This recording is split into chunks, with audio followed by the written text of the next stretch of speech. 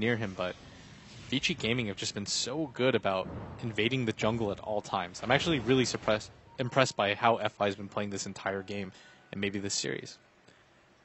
FY not able to find that opening, and seems a little birdie seemed to have taken Silent off. The fact that Vici Gaming were coming for a gank, Yoki is going to be the target of a rupture. The Splinter Blast doesn't land.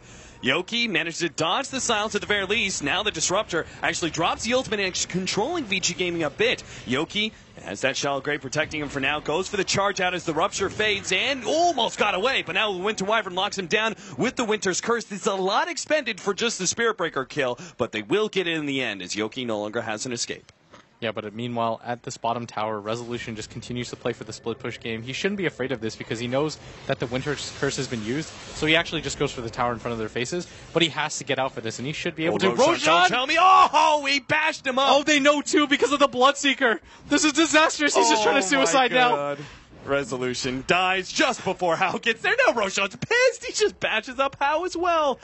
Roche, have some mercy. These teams don't want to fight you yet. All right, I'm not biased towards any team, but I'm biased towards that hero, and that hurt to watch. Oh, that was painful. I saw it coming, too, is the thing. You get that ominous feeling. You're like, that was a sick play. He grips the Winter Wyvern. And then, of course, he gets bashed by Roshan at the last second. He was gone, too. Oh, that's so unfortunate for him.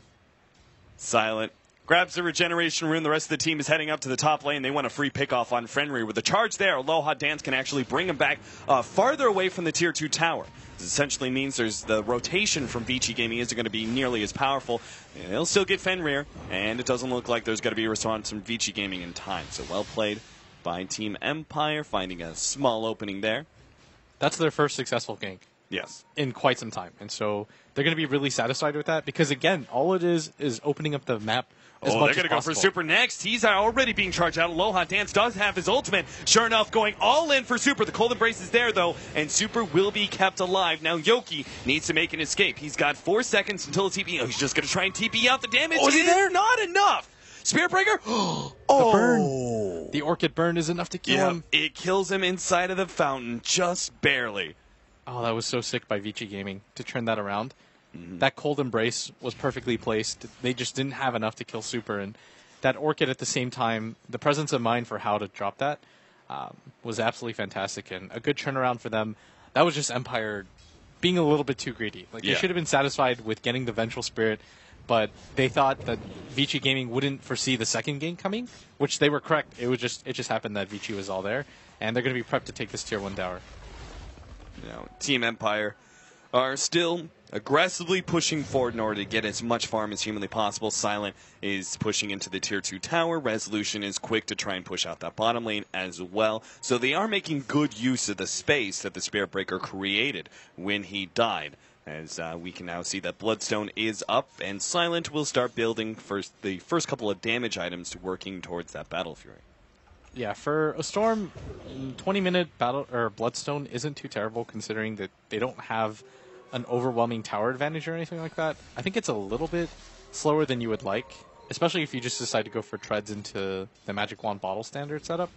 It's probably an item that you would prefer to have about 2 or 3 minutes faster, but especially with that Roshan death, like if that had happened, he probably would have had it at 18 minutes. But this is really typical now. You're going to see that the Spirit Breaker showed himself top, so they don't see this gank coming, and the Storm picks up a Bloodstone, so they want to be able to get this kill. But Vici are completely prepared for it. Hao is coming in invis behind them. This Orchid is just going to absolutely ruin this fight for them. Oh, it really is. Hao starts popping the smoke. They have no idea. And Resolution, he's kind of jumping around a little bit. I feel like they know something is up. And sure enough, there goes the reveal of Hao. He throws the Orchid on to Always Want to Fly. Jump back in, though. Resolution. Whoa! He actually tried to go for Hao there with the control of the Disruptor ultimate. But that was a bad idea. Empire may lose multiple heroes. Resolution. There it is. The Winter's Curse comes out from the Winter Wyvern to make sure that TP is not successful. All he's left is with the suicide play. Of course, Silent farming right underneath the nose of Vici Gaming because he knows he can. But it also is pretty poor trade-off for Team Empire, as Vici Gaming are now going to be able to take Roshan on top of the kills they got. Yeah, I'm actually surprised. There's just been a lot of uncharacteristic moves by Empire, because they knew that the Queen of Pain was invis. When he dropped the Remnant on the ground, and it got blown up, he knew. He started to run away, and then they saw that the fight was just not possible, especially when the Cold Embrace went on Hao. But then he re-engaged with his mana, and just use his entire pull to try to get out in front of FY, who had the Winner's Curse up. And so what was originally meant to be a free Bloodstone charge for the Storm Spirit using that smoke, all of a sudden just completely turns around on them. And we now have an Aegis for our Queen of Pain. Why do you think the Queen of Pain is chosen instead of Bloodseeker? I can see some merits to both. Because if you're a Queen of Pain and you only have an Orchid, actually Aloha Dance. First, Aloha Dance should be going down for this. Yep, there goes the ultimate, and the last right click is there as well. Yeah, as I was saying though, the Queen of Pain, if she just goes for the straight Orchid build and you have 4 levels of pull, you can actually do around 1,300 damage because her armor, if you notice, is not that great. It's only 5 armor, 1,100 HP. So if she's missing any sort of health, then the Storm if you max distance jump, you can almost always kill the Queen of Pain with just the Orchid. And so he can't do that to the Bloodseeker though, because the Bloodseeker has a lot of armor. He can just run away, zip out. He's got 1,400 health. It's really unlikely, right? Mm-hmm. But it's pretty much just to secure that the Queen of Pain can't get opened up across from max distance.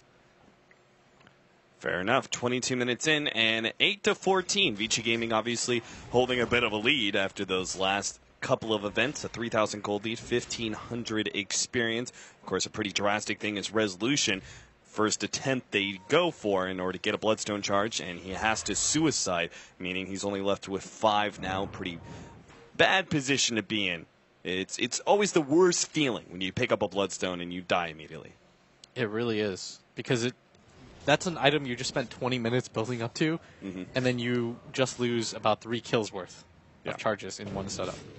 So it's not the worst thing in the world because he did manage to get the suicide off, but it's more that when you're trying to come back into a game, you're hoping that you're stacking up Bloodstone charges so that your buyback timer gets reduced, you have more mana regen.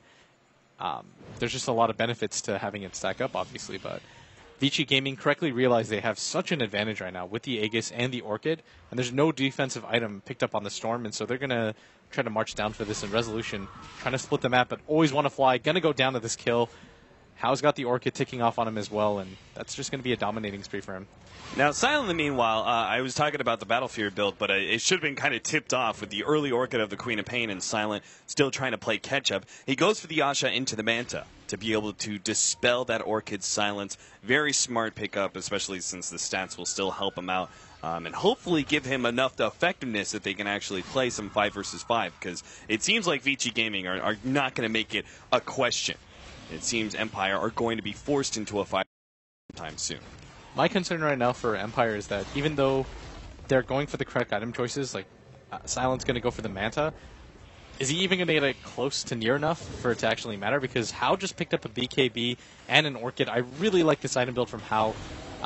He's punishing both the Storm Spirit and the Ember Spirit with one item pickup, and then by going for the Black King bar, it just allows him to continue to snowball, and there's nobody really on Empire that's really going to slow him down or scare him, because he can pop his BKB for most things. If he gets charged by the Spirit Breaker, then FY's there with the Winner's Curse or the Glimmer Cape.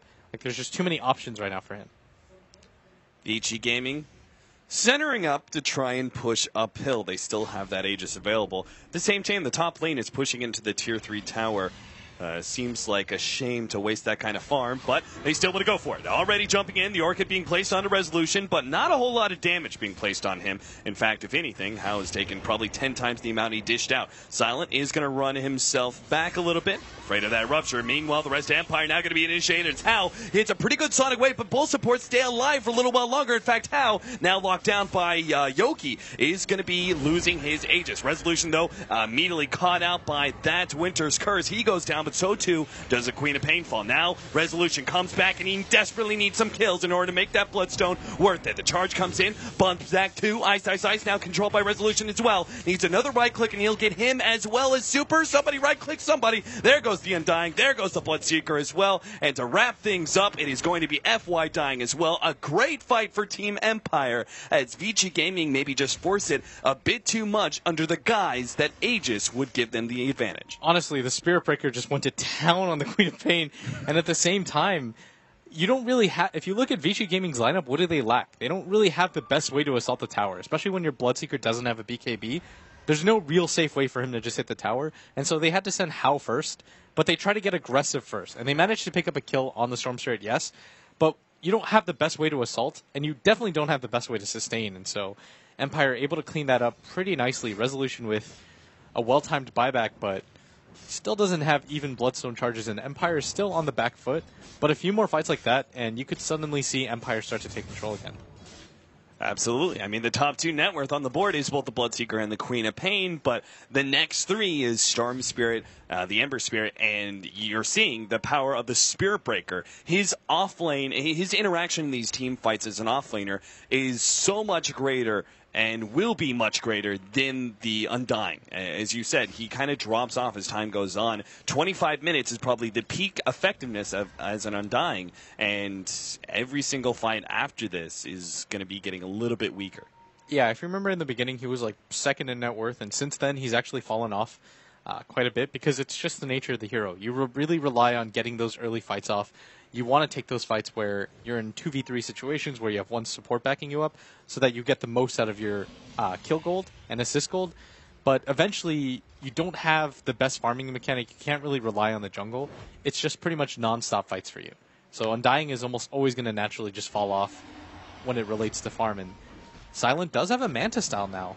He was quite far away from it beforehand, but manages to pick up one. And Yoki has to be careful. He should be able to TP out of this, and Empire just continuing to split the map and save time as much as they can because they realize Vici Gaming have to wait for the next Roshan before they go for anything. Especially with how that last fight went. You're going to wait for a BKB and probably a BKB on Super and probably the next Aegis before you do anything. So how long do you think that is? The next 3 or 4 minutes at the very least, where Resolution can just continue to get farm, where Silent continues to catch up. Now, I love you, Blitz, but I'm going to try my hand a little bit of Storm Spirit analysis. Shoot. So the Storm Spirit versus Queen of Pain matchup. The Storm Spirit, when he gets Orchid, it's Orchid versus Orchid. The Storm Spirit is superior solely because of the fact he has a disable, right? Yoki. All right, Witch's Curse being used there. A good ultimate from Aloha.